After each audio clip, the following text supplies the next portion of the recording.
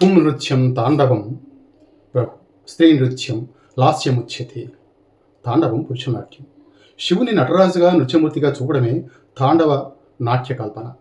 ఈ నాట్యం సృష్టి, స్థితి, సంహార, తిరోభావ, అనుగ్రహాల ప్రతినిధిగా చెప్తుంటారు శాస్త్రకారులు.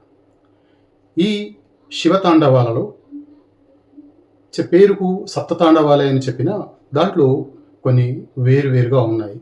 ప్రాథమికంగా ఉచ్చండ తాండవం, వేగవంతమైన అంగహారాలు, ఆకాశచారులు, భ్రమరులు ఉంటాయి. రౌద్ర బీభత్స భయానక రసాలతో కూడి ఉంటుంది. చండ భూమిచారి కరణాలు, అంగ్రహారాలు, వీరరౌద్ర రసాలతో. ప్రచండ బలంగా దూకేటువంటి కరణాలు, భ్రమరాలు, రౌద్ర బీభత్స రసాలు. ప్రేరణ లేదా ప్రాపణ అంటారు. తక్కువగా దూకడం ఉంటుంది, పౌరుషం చూపడం ఉంటుంది. సప్తతాండవాల్లో మొదటి తాండవంగా చెప్పబడేది ఆనంద తాండవం. శిల్పరత్న కామికాగమ అంశభేదాలలో వివరించబడిన నాట్యం ఇది. భుజంగలలితం అని పేరు.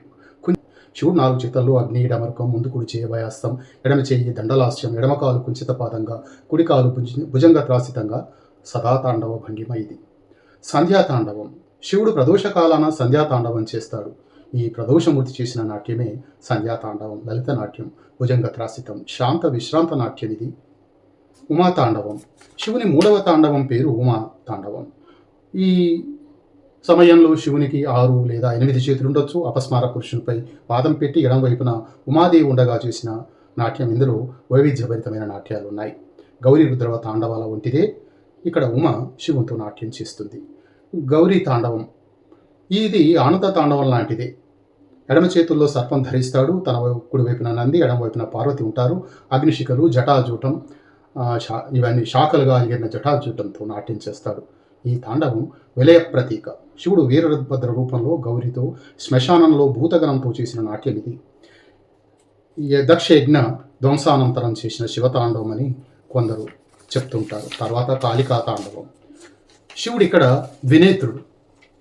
8 చేతుల్లో, కుడివైపులో 3 చేతుల్లో వరుసగా శూలం, పాశం, తుక్కై, ఎడమవైపు కపాలం, అగ్ని, ఎద్దు, ముందు కుడి చేయి అభయముద్ర, ఎడమ చేయి గజహస్తం.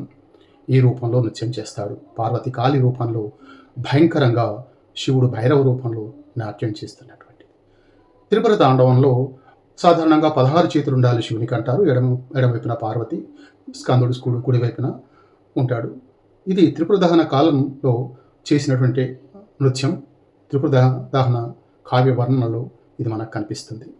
సంహార తాండవం. ఈ సంహారాలు గజ సంహారం, త్రిపుర సంహారం, సంహార తాండవాలు 3-4 రకాలుగా ఉన్నాయి.